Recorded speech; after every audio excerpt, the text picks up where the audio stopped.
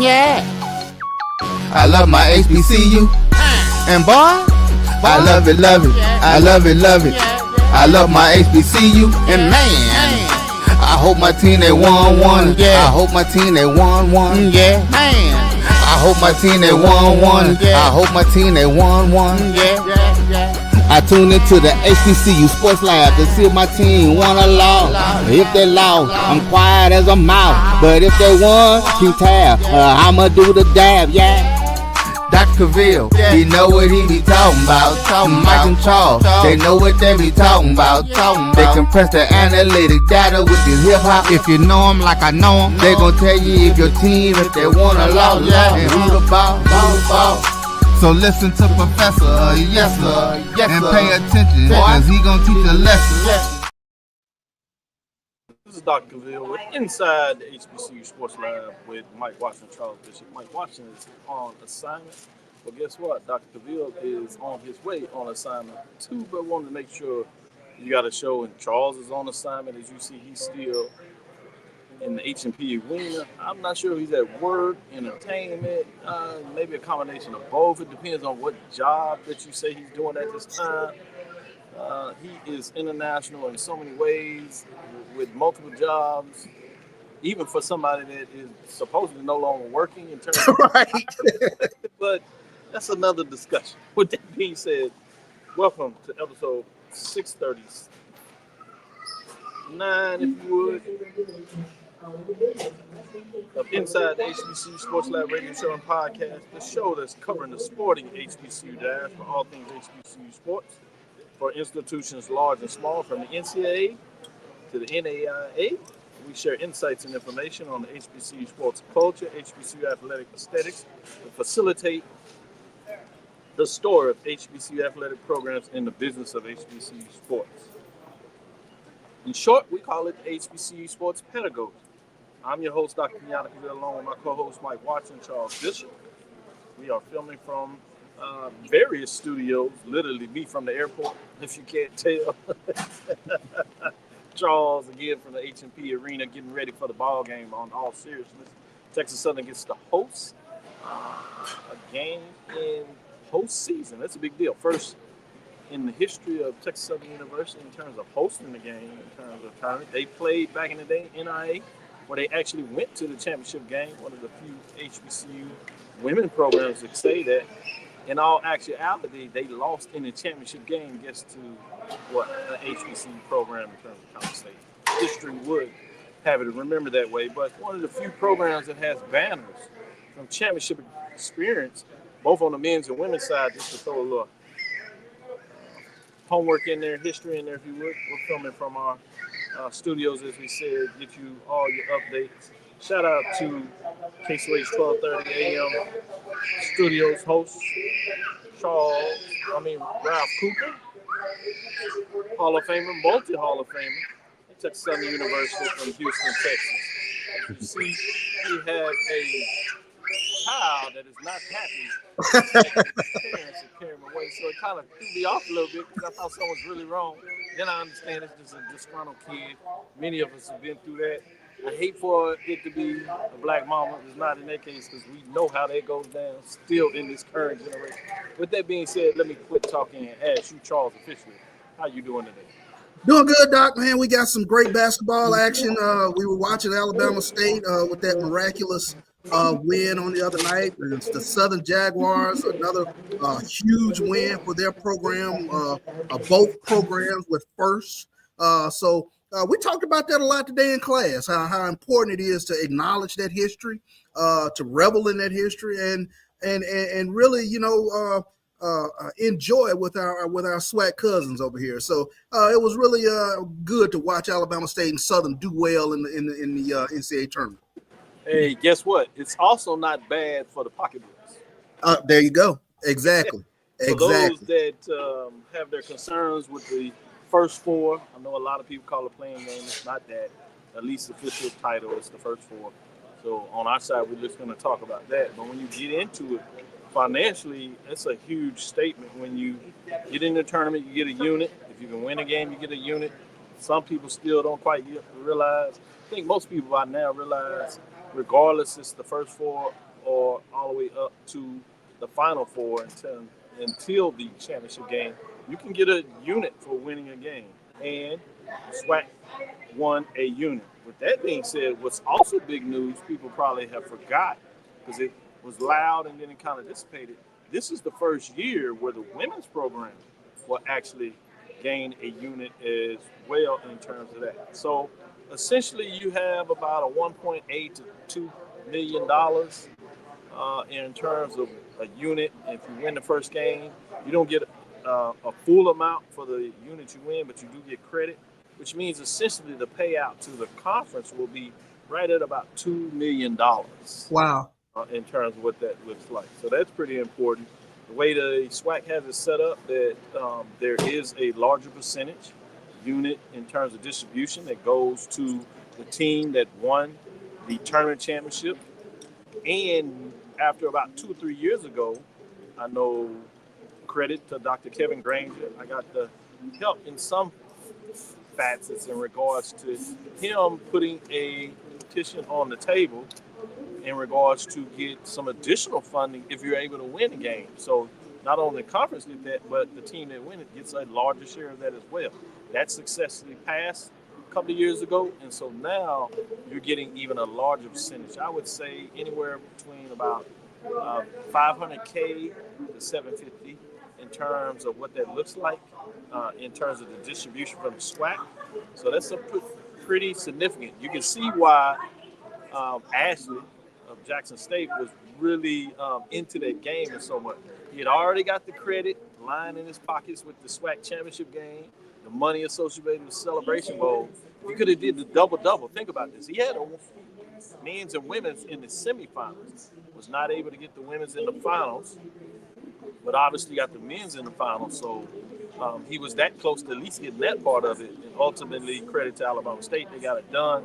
But think about what kind of pot you can get. You're talking about clearing to your own department without any of the other distribution, but just on the SWAC championship game, the Celebration Bowl, and winning women's and men's championship. You're talking about 2.3 to $2.5 million that will be distributed to you directly if you hit what I call the trifecta. That is not even including the money you get from directly to you for hosting the championship game. So you can see why a lot of ADs, VPs of athletics are truly invested in that, because at this point, the money is there. There's no playing around with that money. So any thoughts on that in terms of just how significant it is now with that going on? I mean, tremendously significant when you talk about the revenue that's at stake, and then I don't know if we touched on it Tuesday, but hats off to the SWAC. I mean, in terms of the SWAC tournament, the venue itself in Atlanta, a huge shout out to the crowd that came out and supported the tournament, the championship game. That arena was packed and it was lively, and it was a very good tournament. So I want to take my hat off to the Southwestern Athletic Conference for putting on a great tournament. I think everybody who I talked to in regards to that tournament last week, they really enjoyed the venue and really kind of enjoyed the tournament itself. We had some upsets, we had some great games, and we had some nail biters. So it was really good. It really was a great venue. I mean, the convenience, and I'll be honest, a lot of that is for me personally in regards to the fact I got to the point now where I have a short trip to the airport. I would pull in and park, direct parking right there. I paid a little extra money. So I literally take about 5 minutes, get into the airport. I have pre-TSA. So during that time of the day when I checked in, midday or whatever, early, it takes me about 5 minutes to get through pre-check. I literally get there about 15, give me a little drink or sundry or whatever. 15 minutes later, I'm ready to board. I have Southwest, so I do the business specials. So first 15 to board. I get off real quick. You get to Atlanta, I get to the train, obviously the airport train they talk about. And then you have, for those that have visited Atlanta and went to the rental car services, that's the second stop. But the first stop that people may not recognize is the hotel. The hotel. You literally get off the hotel. You go down the elevator, You come outside, you can see your hotel. You Right. walk, maybe 20 feet? Yeah. We stayed in the AC, which is a little behind that. So we talked about 2 blocks, city blocks, really, short blocks.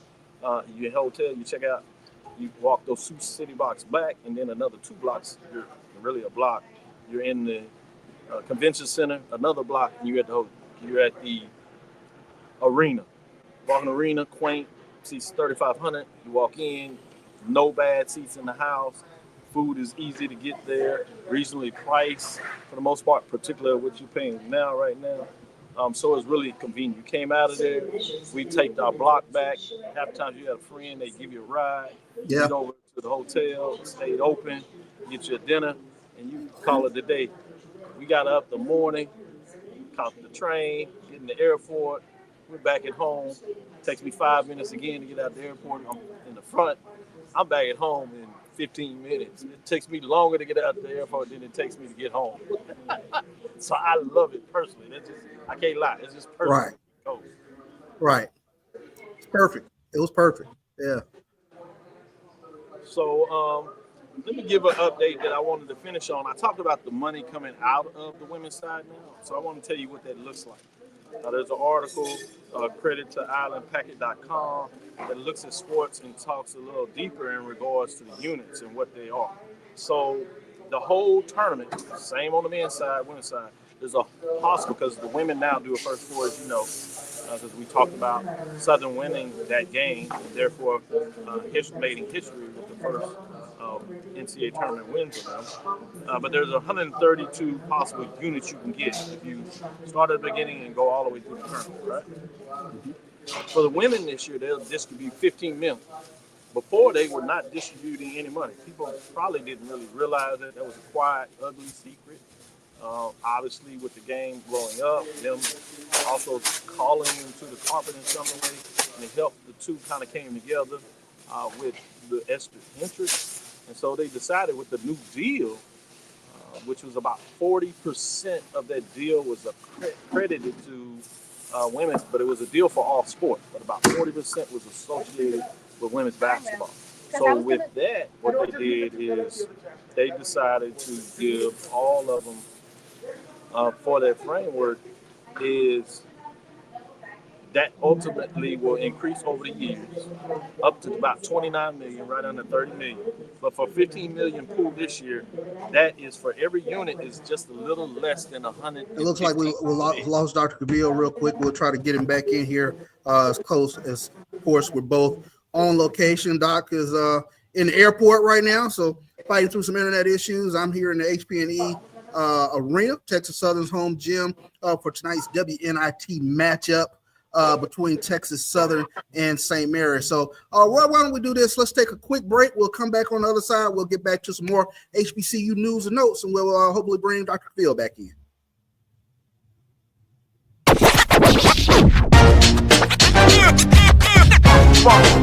It's like a loop machine.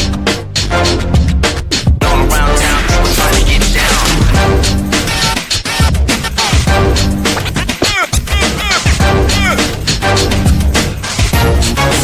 It's like a loop machine.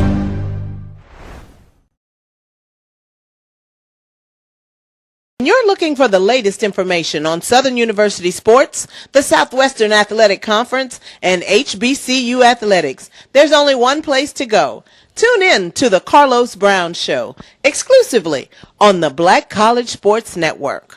It's never too early to plant the seed, to share the tradition, and instill a sense of pride in your HBCU with your little ones. HBCU Pride and Joy Children's Boutique helps you share your school spirit with a wide selection of adorable kids apparel and accessories officially licensed from your favorite HBCU. Visit hbcupridejoy.com and follow us on all social media at HBCU Pride Joy on Facebook and Twitter. Hey y'all, it's your girl Sonia from She Say Sports. Make sure to check us out every Friday morning at 9 a.m. on Black College Sports Network, YouTube, and Linktree. And please don't forget to subscribe to our YouTube page. Compress the analytic data with your hip hop. If you know them like I know them, they gon' tell you if your team, if they wanna lose, and who the ball. So listen to Professor, yes sir, and pay attention, cause he gonna teach a lesson. Welcome back into Dr. Ville's Inside the HBCU Sports Lab. I think Dr. Ville's trying to get back in, but we'll get back to some more news and notes from around the conference day. Of course, Alabama State, they got it on with Auburn today. Unfortunately, they came up a little bit short today, but they put up against a great fight up against the number one team in the number one seed, I should say. But Alabama State lost today 83-63 in the first round of the NCAA tournament at Rupp Arena. And I tell you what, it was a tough one. Johnny Brown for Auburn, he contributed with 14 points and 11 rebounds, marking his 19th double-double on the season. So Alabama State, they struggled, but they put up a pretty good effort today against Auburn. Amar Knox, he led the Hornets today with 18 points. So it was tremendous completion to the season for Alabama State in terms of getting to that point. Of course, we saw all throughout Sports Center and all over the place in terms of the home run pass for Alabama State to move on from the first four as they knocked out St. Francis. So kudos to Alabama State and their program for their accomplishments this season. Last night, huge one for Southern University Jaguar, the Lady Jaguars, as they knocked off San Diego last night. Many of us stayed up and watched that game on ESPNU, but I tell you what, a tremendous performance for the Southern Lady Jaguars as they marked their first four win in program history, knocking off San Diego last night 68-56. Their first ever in the tournament that sent them to the round of 64, where they will face UCLA on Friday. So definitely want to send shout outs to the Southern Lady Jaguar, to that program. Sanaya Reed, tremendous game for the Lady Jaguars, 24 points in that game. And Anaya Gordine, she chipped in 17 points and 7 rebounds in that game. So I tell you what, they did a tremendous job. As we got Dr. Cavill back on the screen. Hey, sorry about that. Good recovery. I was able to hear it, so I don't know what was going on in the picture, but you know, when you're remote, that happens a little bit. Let me finish out quickly before we get back to some other dialogue and talk. It's just, as I was saying, 132 units, 15 million that they're starting with that will go up and kick up to 29 million over the next 3 years. So if you're using the 15 million, each unit is worth about 115,000, if you would. So obviously, it's additional money that goes to the SWAC office that will be distributed. So right now, the membership institutions should really be celebrating each other, you know, in regards to the fact that with the wins, obviously you like your conference to do well. But now it's even more of a financial benefit than ever before. So any thoughts on that in terms of the money line, as I like to talk about, the business of sports? The money line is significant. I tell you what, we talked a little bit about that today, and I think my class was fascinated to understand that there was a revenue quotient in terms of the units that these teams were able to acquire and the revenue that was associated with it. But it's another, I guess, for lack of better words, sort of a ticky mark that it's a feather in the cap for the SWAC in terms of playing in their first four game and the amount of revenue. And it tells you how big March Madness is in terms of even as we start the first four. That's a significant piece of change that's coming back into the conference. Yeah, good stuff. And let's remember that that's a payout guaranteed over 6 years. It will slightly increase over those 6 years. But every year you get that, it calculates out to 6 years that you'll get paid out that money. But think about this. That's 3 straight wins for the SWAC. So they double down. That's 3 times they've won in the tournament and won for the last 5 years.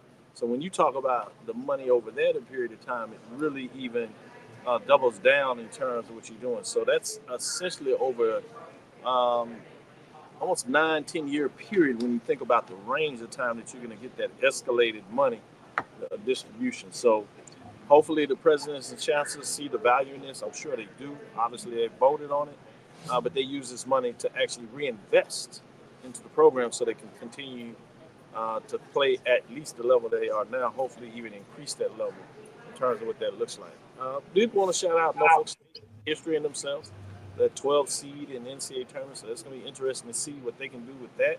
We've always heard on the men's side, those 12-5 upsets. They have a couple on the women's side, but that's the first thing that came to me in terms of that.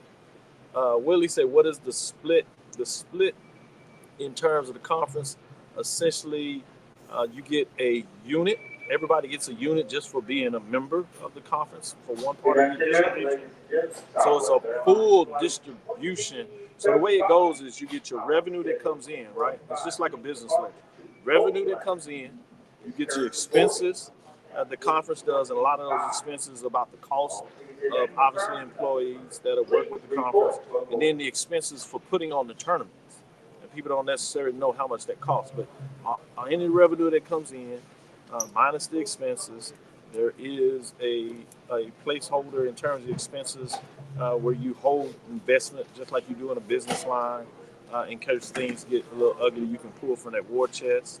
Obviously, at one time they were paying for the expenses of the conference, first renting it out, then they purchased it, but now that's since been paid off. So now you don't have to worry about, so all you paying is for any additional tax and stuff like that, your taxes on the property and things of that nature. But that's an investment, so you can write a lot of that off. So again, revenue minus expenses determines whether you have a profit or a loss. Obviously, they're in the profit area. Then they divide that profit up, divided by units associated with each conference member. The conference gets a unit as well. Where what you're referencing in your question is you get a unit for playing in the championship game, right? I'm sorry, you get a unit for winning the SWAC championship game. You're eligible, each person is eligible for that. You get a half a unit for playing in the championship game. You get a full unit for winning the championship for SWAC men's basketball. You get a full unit for winning women's basketball, right? So those are units you get. So you get a unit, and then so if you won this Alabama State, they get their first unit, and then they get a second unit, right? And then they get a basically, let's say, a half a unit for winning the first round game. So they will get paid out 2.5 units of whatever that profit margin is in the SWAC. While everybody else, if they didn't win anything, will only get one. That equates to about, it depends on what the numbers, but it equates to about 600K to about 750K. Again, that's a range because it really depends on what are the total revenues, all the sponsors going out. So be careful in terms of just asking what is the number. It can have a little bit of variability each year, but that's essentially what it is. The payout, I say, in average for SWAC schools was about $1 million, give and take maybe 100K. Just for safekeeping, every unit was distributed about $1 million. Obviously, if you won more in terms of those key championships, you got more money. And if you didn't and you got the flat rate, you were closer to about 900K, $100 million.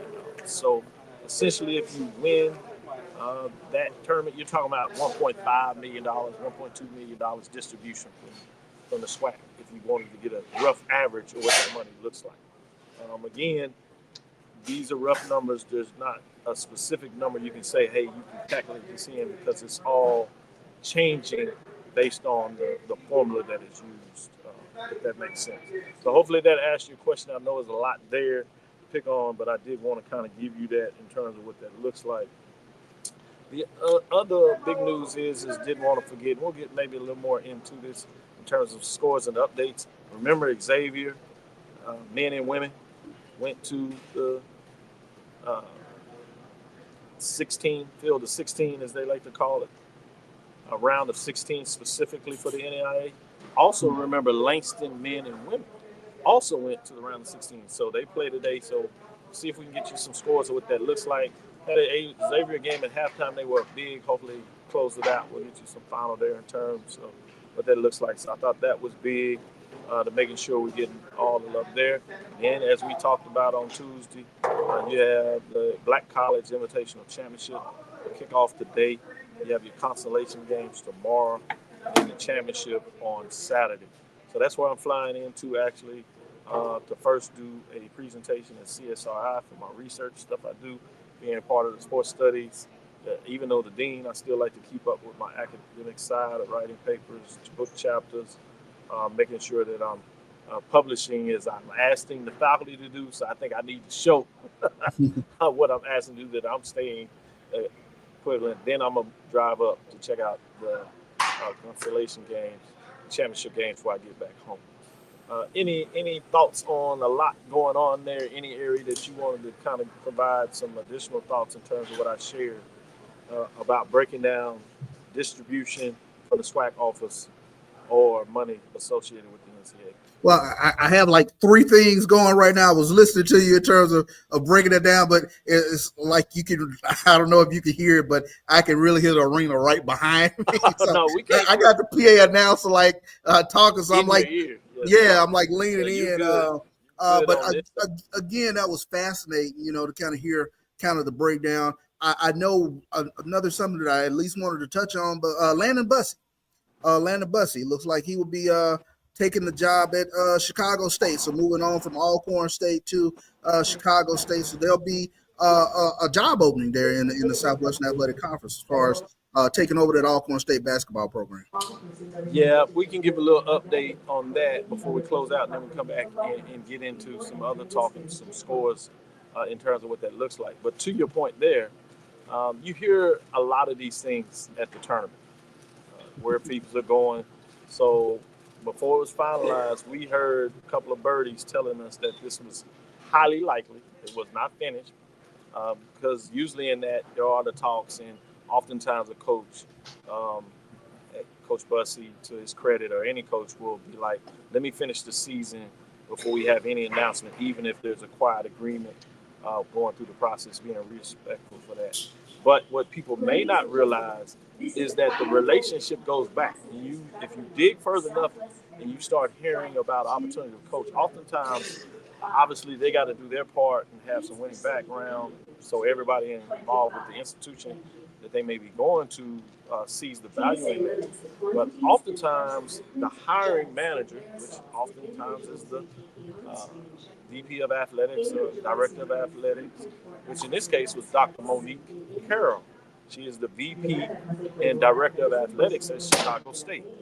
They're in the process of bringing back football. Remember, they sought membership in the MEAC. ADs voted for it. The president voted it down. A lot of that was based on the fact they could not guarantee that they were going to bring football. They wanted to go through the process. With that being said, she was formerly at Prairie View. She was under Ashley Robinson. If you remember back then, there was an assistant coach that was at Prairie View. His name is Bussey. Landon Bussey, so there was some mutual acquaintance, at the very least, if not, those respecting each other, knowing each other, and probably developing some type of professional relationship where it wasn't hard for her to land and say, this is somebody I want to talk more to. It worked out, and to his credit, I think it's a great win for Chicago State.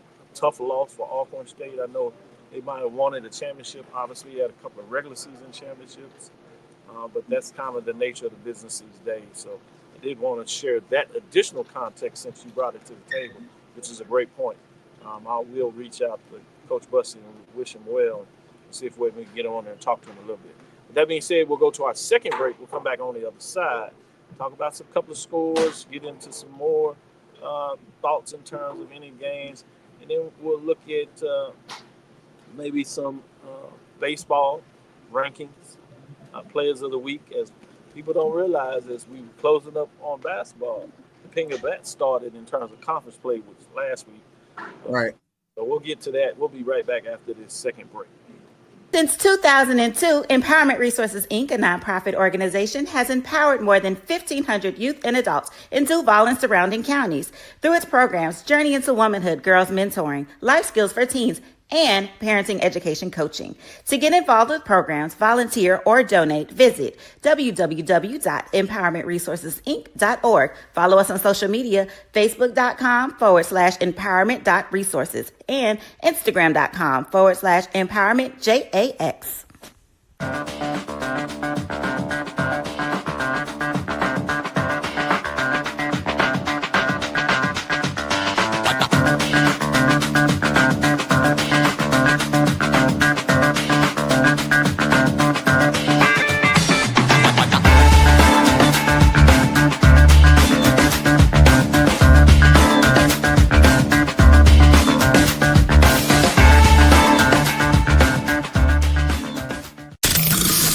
human voice has always connected audiences with experiences. Major brands all across America have trusted Cavils voice time and time again.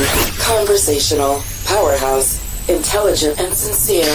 That's the voice you need for your creative marketing process. KeaversVoice.com. Cavils Voice, Cavils Voice, CavilsVoice.com. Always on, all the time. It's never too early to plant the seed, to share the tradition, and instill a sense of pride in your HBCU with your little ones. HBCU Pride and Joy Children's Boutique helps you share your school spirit with a wide selection of adorable kids' apparel and accessories officially licensed from your favorite HBCU. Visit hbcupridejoy.com and follow us on all social media at HBCU Pride Joy on Facebook and Twitter. When it comes to professional learning, teachers deserve better. From the leader in online learning, Stride brings you the Stride Professional Development Center, an on-demand library of mobile-friendly courses that gives teachers choice and flexibility, allowing them to learn anytime and anywhere. Our dynamic courses provide bite-sized learning and help educators advance their knowledge while also gaining professional development hours. It's time you take charge of your learning. Visit us today to get started. Compress the analytic data with your hip-hop. If you know them like I know them, they gon' tell you if your team, if they want a lot, and who the ball. So listen to Professor, yes sir, and pay attention, cause he gon' teach a lesson. This is Dr. Cavils of Inside the HBCU Sports Lab. I want to give you an update in terms of the scores not going well. Things started off well for Xavier. They were up 10 at halftime. They fell behind about the 2:47-minute mark, and that was the Golden Nuggets falling behind, and they lost to Southern Oregon 67-61, a close one. Couldn't quite get out of that round there. And then you have Langston playing the College of Idaho. They were losing pretty big, 51-36 at the half, but not looking well in terms of that matchup. Charles, with that being said, as we get back to some of the dialogue in regards to Players of the Week at baseball, you want to give an update in terms of who had superlative weeks in baseball that first weekend, as you had some key matchups. Remember, in baseball, you're no longer playing your divisions. You're playing a full schedule, essentially, which is 10 games. All but one game is on the ledger. So you have 5 home games, 5 away. But they will consist in regards to teams throughout the SWAC. You no longer have your divisions where you get double headers or double matchups and say one home and one away. It'll be interesting to see how that kind of falls out. But with that being said, let's give some updates in terms of what took place this first weekend in SWAC action. Yeah, let's take a look at it as the SWAC has named Alabama State's Kyler McIntosh and Espinal Wilbert, Texas Southern's Calvin McClendon, and Bethune-Cookman's Andre Martinez and Edwin Sanchez as his baseball players of the week for their outstanding performances this past week. Co-hitter of the week was Kyler McIntosh from Alabama State, as well as Andre Martinez from Bethune-Cookman. Calvin McClendon for Texas Southern. He was the co-pitcher of the week with Edwin Sanchez. Edwin Sanchez also of Bethune-Cookman. They were co-pitchers of the week. And the co-newcomers of the week. A lot of representation from Bethune-Cookman. Edwin Sanchez from Bethune-Cookman. And also co-newcomer of the week was Espinal Wilbert from Alabama State. So those were your for baseball in terms of getting it done. I think you got a few teams that jumped out. They came out sweeping folks this week, Dr. Cavils. Yeah, some people right out the rooms. Then matchup for Prairie View and Jackson State in terms of what took place on the field. Obviously, you've heard what happened off the field. But I would say at home, there's 2 key wins for Prairie View over Jackson State, and tough losses for Jackson State. I think it gets pretty tough for both teams because they did get suspended a couple of players. It could be even more challenging for Jackson State, and you're in a hole 1-2 versus at least having the 2-1, but we'll see how that plays out. Prairie View has Southern. It is at home, so it'll be interesting to see how that plays out in terms of them needing that. Might be able to find a way to get out there Sunday to give you a face-to-face eye test of what takes place there. give you some updates there. Any other thoughts in terms of the baseball matchups that kind of have your eyes this week? Well, before we get to the matchups, let's take a look at the first poll of Black College Nines in terms of the top 10 going into this week. But we start out at number 10. Coppin State comes in, checks in at number 10 in the Black College Nines baseball poll. North Carolina A&T at number 9. Prairie View, I'm sure they'll move up in the polls this upcoming week. They check in at number 8. Grambling at number 7. Texas Southern was at 6. Southern University Jaguars check in at number 5. Bethune-Cookman was number 4. Florida A&M number 3. Jackson State number 2. And then Alabama State number 1. That's in the large school poll. On the small school poll, we take a look at it. Payne College checks in at number 10. Morehouse at number 9. Dillard checks in at 8. Florida Memorial, that was 7th this past week. Edward Waters was 6th. Albany State, interesting. 13 and 12 on the season. They check in at number 5. Wiley College, they've already played 34 games. They are 17 and 11. They check in at number 4. Miles College is at 14 and 7. And Savannah State checks in at number 2. 13 and 6. And then the number 1 team in the small college poll is Talladega. They are 20 and 8 on the season, Doc. Any of those stand out to you in regards to what they look like of some of those teams, if nothing else in terms of the record? Anything has you excited about what's going on, whether it's the small, what we call mid-major level, or the large as they talk about the major level? Yeah, I think we always see Albany State somewhere in the upper echelon. They are number 5. That's why 13 and 12 on the season, but they normally have a pretty strong baseball team. Got an opportunity to really watch in the Black College World Series teams like Edward Waters, right there in the mid at 6-7. Strong. Good stuff. They're at 20 and 8, and Savannah State at number 2. So very interesting to see where those teams are right now. I think Albany State got a big win over what was the number 1 ranked team. Got a win off of them midweek type game, and so they got some buzz. So you're right, it's interesting to see as this thing kind of plays out. It's early. Some teams play tougher non-conference schedules than others. You're getting into conference play.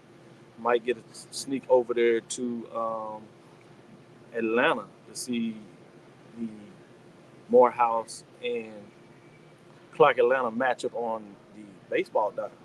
I'm interested to see what that looks like. Obviously, I got to see baseball, but I'm excited about what that may bring in terms of that. So a lot going on in terms of those matchups. Let's take a little more time. Wanted to make sure it's clear on Xavier. That was the women. Go to Nuggets in terms of losing that matchup. And then Langston was the men. We still have Langston winning. So we'll see what that looks like as you're starting to see teams have some decent runs in these tournaments, but once you get into that 16, whether it's sweet NCAA or NIA, the round of 16, it becomes tough. Sledding to get in there. You get to that Elite 8, next 8, the last 4 standing. It's going to be fascinating to see that. Langston didn't have the kind of season we may have thought after coming off a championship. That's why when you have those opportunities, they're so treasured. It's just hard, and I don't think people often recognize that. So that's where you get a lot of credit in terms of what Texas Southern did in basketball, of winning those 3 tournament championships in a row. When you get on those kind of rolls, it's very precious in terms of what it looks like. What are your thoughts in terms of seeing a team have success in one tournament or 1 year versus being able to do it consistently over a couple of years? What are your thoughts on the difference of what that looks like? In terms of basketball? Yeah, in basketball or any sport really. Can you see teams? You don't see it. We haven't seen it in football since Grambling, I think, with Doug Williams when they won the 3. Obviously, credit to Coach Prime. He won 2 in a row. Yeah. No telling what that may have been until he decided, as the famous Miami Heat player said, taking his talents to Miami. Jackson. Coach Prime decided to take his talents to Colorado. Obviously, Jackson State has a chance to do it for 2 years in a row. We've seen Norfolk State, both men's and women's, have runs of 2-3 years. So it's interesting. The women are currently on a 3-year streak. Obviously, Norfolk a couple of years ago did it. So I'm asking for that framework. Any sport, baseball, track and field dominance we've seen over multiple years. Yeah. What is your measuring stick between celebrating, obviously, a team to their credit or a coach in terms of winning a championship versus maybe the program health of being able to win multiple championships over a series of years? I mean, when you start and take a look at program health and the sustainability of staying in the upper echelon, program health.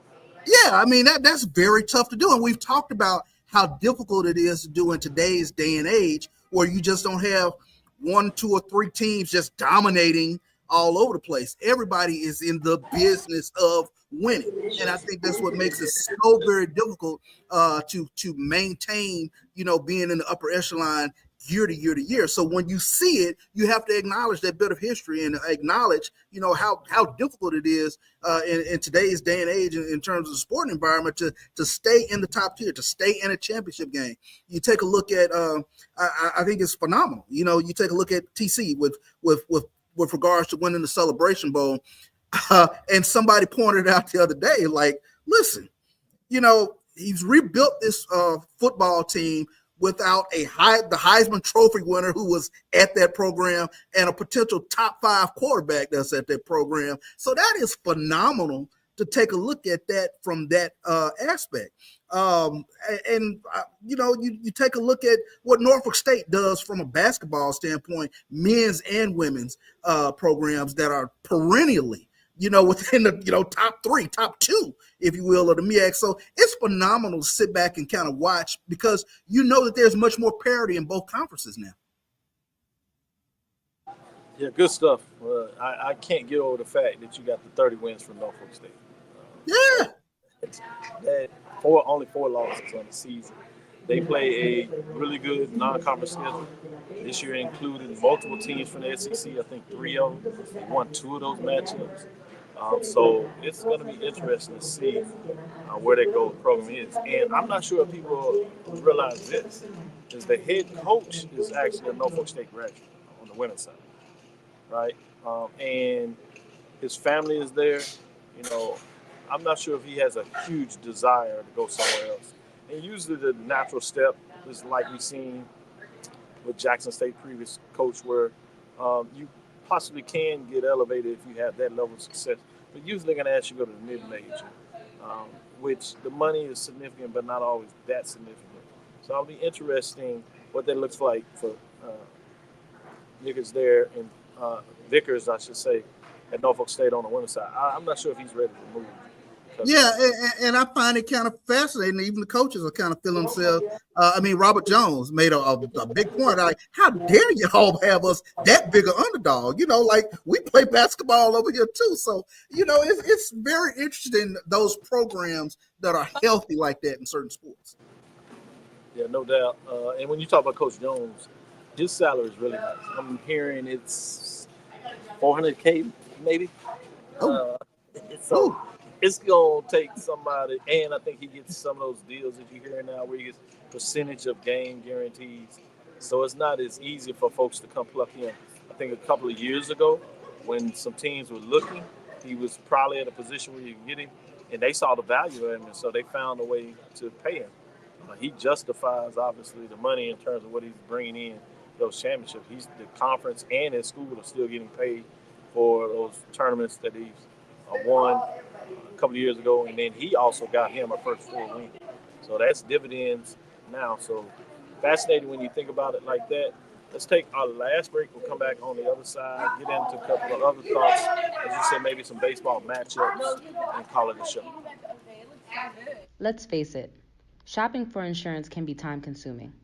That's why when it comes to your auto, home, and life insurance needs, make things simple and trust the experts at Allstate.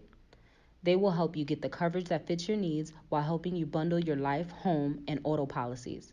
Bundling saves you money, sure, but it also saves you time, so you can enjoy the things that matter most even more. Contact me, Tammy Haynes, your local agent, for a free personalized insurance quote. Allstate, are you in good hands? There's a shot. It might be. It could be. Right field. Grand slam. What a shot. That's how you get hot, young fella. Thank you, guys, for what you do for HBCU athletics. a fantastic avenue for all of us. This is our ESPN, so we love what you guys do, and all you guys at BCSN. We really appreciate what it is that you guys do for us. Are you hungry for authentic Caribbean food like jerk chicken, oxtail, red snapper, shrimp, tofu, and rasta pasta? Well, find your way over to Mango's Caribbean Restaurant, 180 Auburn Avenue, right next to Royal Peacock in downtown Atlanta. Them belly full, but we hungry. Mango's Caribbean Restaurant, open daily from 11 a.m. to 10 p.m. And on Friday and Saturday, we're open till 4 a.m. Come to Mango's and put some spice in your life. Oh, we've got a good thing going. Mango's Caribbean Restaurant, 180 Auburn Avenue, right next to Royal Peacock in downtown Atlanta. For more info or directions, call 404-698-3992 or log on to mangoscaribbeanrestaurant.com. For instant coupons, text MANGOS to 313131. Tell your mama hungry, papa hungry, brother hungry. Mango's Caribbean Restaurant, authentic Caribbean cuisines. Open up the door, tell your mama hungry. The Cuvée Group is a Florida-based marketing and training consulting firm. We help businesses communicate to their target audience and engage them in conversation. We also help to expand their audiences, which will ultimately result in growth for those organizations.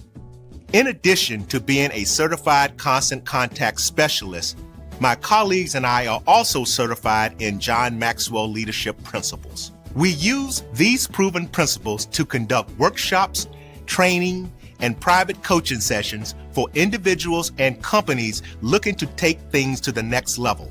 Contact us to schedule a free consultation. Issues today, don't delay, call Cuvée. Compress the analytic data with your hip hop. If you know them like I know them, they gon' tell you if your team, if they wanna law, and who the ball. So listen to Professor, yes sir, and pay attention, cause he gon' teach a lesson. This is Dr. Bill with Inside the HBCU Sports Lab, giving you our last segment. Let's get into some of the baseball games this week and see what your thoughts on some of these matchups. I'll break them down. I'll give you the first couple of matchups. We'll talk about those. Then we'll give you the last ones to see where your mind is. First one we have is Mississippi Valley State is at Alabama A&M. That's a 1 o'clock game in Huntsville, Alabama, in terms of conference play. Talked a little bit about this and snuck this out there. Prairie View is hosting Southern. It's a 3 o'clock matchup in terms of what's going on. And then you have Bethune-Cookman in Jackson State. It's always a fierce matchup in terms of what that looks like. Texas Southern and Grambling, always fun when those two get together in terms of those on the ledger. I'll stop it with those and give you the last two. Which one of those kind of screams at you? And then we'll talk about the second one based on what you say is the first one that gives you interest in terms of those matchups. Obviously, Prairie View and Southern. Tremendous interest in that. Prairie View jumped out.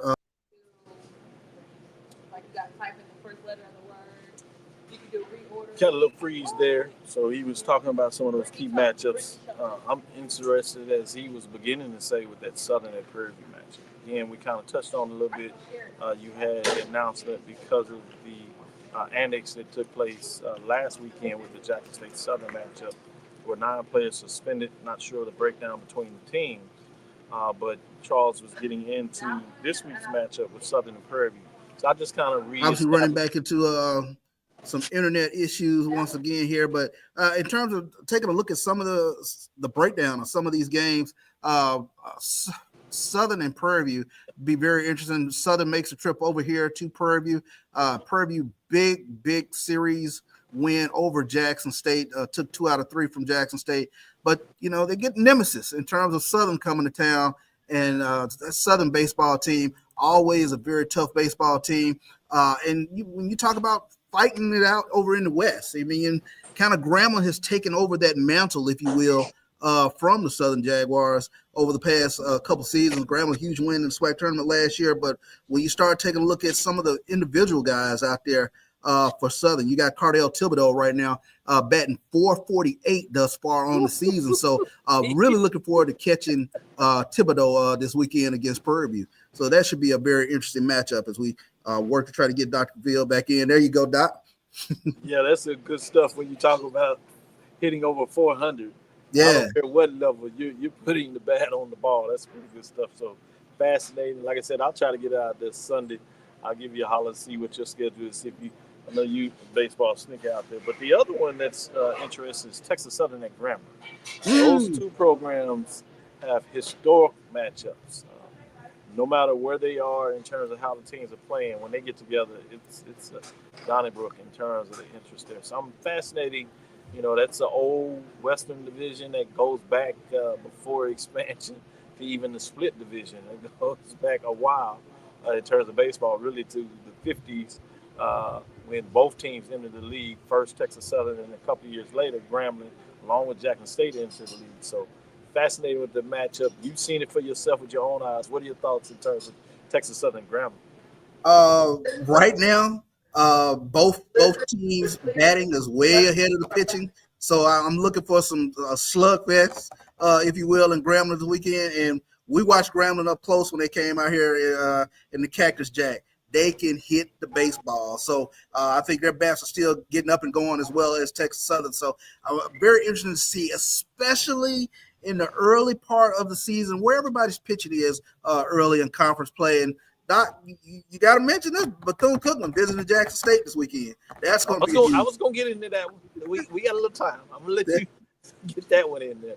That goes back to the days of the Eastern Division.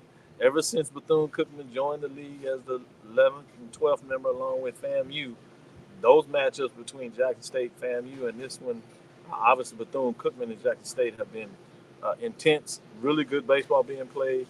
Obviously, we'll have to see just how much of those players suspended may hurt them. But regardless, you know they're going to be playing home series 2. Jackson State, after dropping 2 to Prairie View, want to find a way to get the series at home. They want to find a way, let's be frank, to get at least 2 out of 3. If somehow they can find a way to bring out the brooms, they certainly will take any and all of that, which is going to be tough. But can they get at least 2? What are your thoughts, Charles?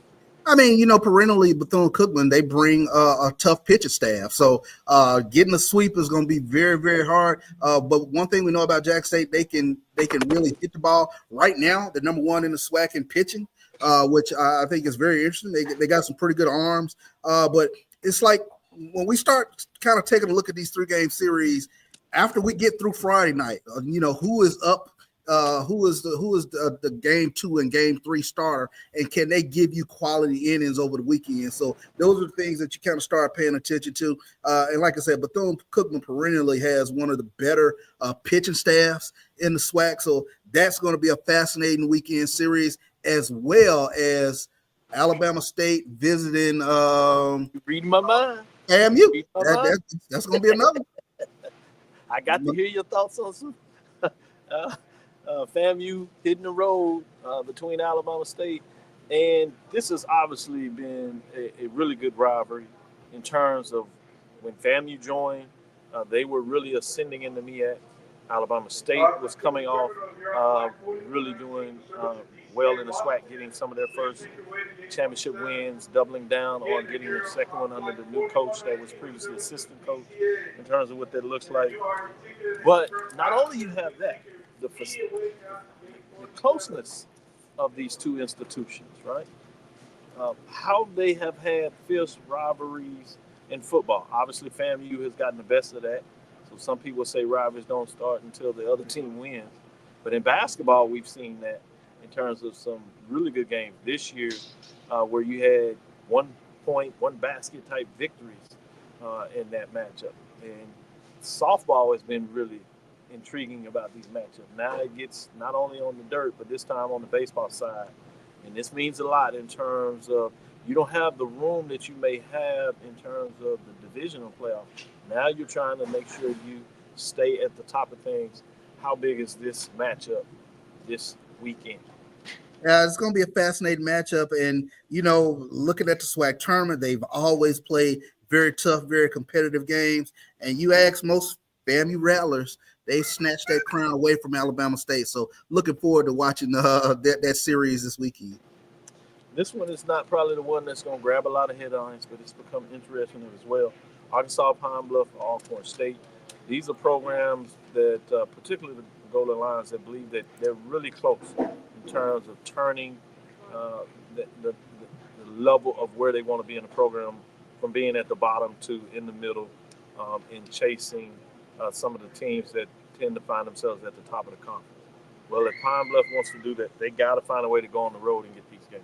I would say this is a chance, and it's not necessarily likely, but this is coming in there as not only do you want the wins, you want 2 or 3. You got to find a way. Can I sneak out 3? Can I Yeah. get an extra 1? Give me a little room of error in terms of this new format. So uh, as we kind of get ready to close it up, and let you get out there and see what's going on in the basketball, so you can give us some updates next week of what you saw on the court. I know you are highly energized, and the crowd is humming out there to tell you to come on. But if you would give some final thoughts in terms of the Arkansas Pine Bluff, and then we'll close it out. Like you said, that's a program that's been close. They've got to figure out a way to not just take the series, but take all 3 games so they can kind of turn some heads. We've seen Arkansas Pine Bluff as a baseball program; they can really hit the ball. But I think one of the kind of the downfalls has been, the arms and things of that nature, especially going into the weekend. So that's going to be very interesting to watch. I agree with your point, well taken. Let's close it up. Thank you for listening to Dr. Cavils Inside the HBCU Sports Lab. Make sure you share our podcast with your friends and colleagues. I am Dr. Kenyatta Cavill, the Dean of HBCU Sports. Come from inside the lab in the College of HBCU Sports with Mike Washington and Charles Bishop. We're going to go do a lookout party for Mike to make sure that all is well. Man hasn't even called and talked with us. We text him, he no longer even responds. I know he's busy and he's a very important man, executive level. He gets to eat with the president of the company, dignitaries, flying around the world. But he can still show us a little love, Charles. I don't get it. I guess we not there yet. In terms of that. Again, we want to thank you for listening to Rockville's Inside the HBCU Sports Lab with Mike Washington, Charles Bishop, every Tuesday and Thursday at 6 o'clock Central Standard Time right here. Whether we're on the road or in the studios, we're going to find a way, as much as possible, to give you updates on HBCU sports. We look forward to next week as we discuss the latest news in the lab. Follow me, Dr. Kenyatta Cavill, that's DrKenyatta. That's on Facebook and Instagram. In terms of getting you your updates there, you can also follow us on Threads as well. With that being said, dream big, continue to move forward. We will talk with you soon. Charles? Of course. See if we can get Roy on here. Lecture. Dismiss. He's on it.